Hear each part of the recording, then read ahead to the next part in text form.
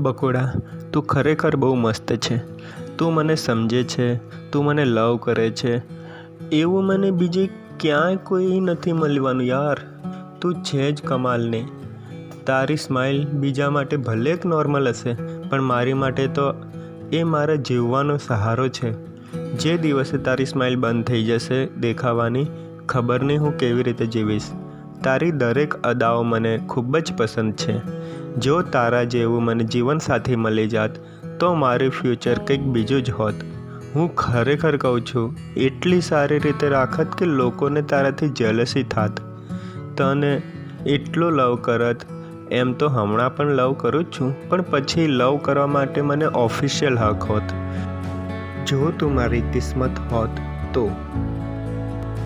તારા મોઢેથી જાનું સાંભળવામાં એટલી મજા આવે છે, એટલી તો મજા આજ દિન સુધી નથી આવી. તું મને મળવા આવે તો મને એવું લાગે કે બસ આ ટાઈમ જ અહીંયા રોકાઈ જાય. ખાલી ચાલતી રહે તો આપણી વાતો, બસ બીજું કશું નહીં. બકોડા, આઈ લવ યુ સો મચ. કાશ હું તને લાઈફ ટાઈમ પોતાની જોડે રાખીને લવ કરી શક્યો હોત, પણ ભગવાનથી મને એવી કોઈ આશા નથી, કેમ કે એમણે મને એ આપ્યું છે જે મેં સ્વપ્નમાં પણ નહોતું વિચાર્યું, તારો સાથ.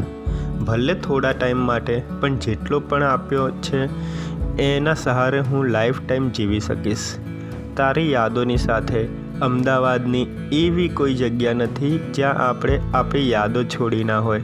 બસ એ જ યાદોના સહારે હું બસ નીકળી પડીશ રોજ રોજ જૂની યાદો તાજી કરવા. તારી જોડે અહીંયા આ ખાધું, તારી જોડે અહીંયા આ મસ્તી કરી, આપણે અહીંયા બેસીને આ વાતો કરી હતી. બસ મને બીજું કશું નથી જોઈતું. ભગવાનથી હું તો તને નથી માંગતો, હું માંગુ છું તો બસ તારી અને તારા પેરેન્ટ્સની ખુશીઓ.